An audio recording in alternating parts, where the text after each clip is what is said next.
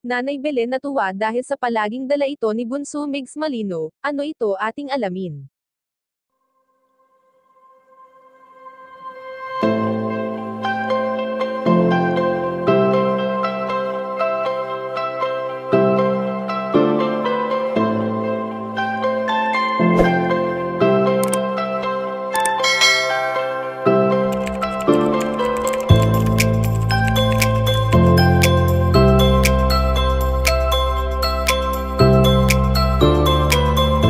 Patuloy nga ngayon sa buhay si Bunso Migs Malino dahil naniniwala ito na walang mangyayari kung patuloy lang siyang magpapakalunod sa sakit na kanyang nararamdaman.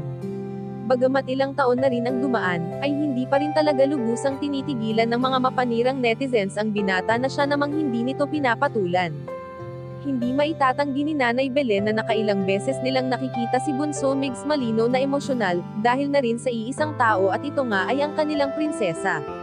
Hindi man maalis ni Nanay Belen ang bigat sa dibdib ng kanyang anak, ay minamabuti naman ito na palaging alalayan ang binata sa anumang pagsubok na kinakaharap nito. Sa mga oras na kailangan ni Bunso Migs Malino ng makakasama at makakausap ay palagi namang handa ang kanyang buong pamilya, na siya namang kahanga-hanga sa lahat. Sa pagmamahalan nga ng pamilya Malino ay marami ang natutuwa, dahil hindi naman lahat ng magkakapamilya ay ganito ang turingan sa isa't isa at kung ano pa mang problema ang dumating ay sama-sama nilang sinusolusyonan ito.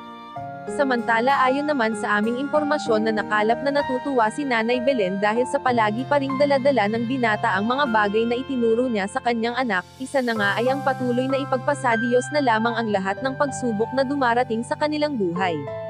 Kayo mga kachika, anong masasabi nyo dito? Please leave the comment and don't forget to subscribe.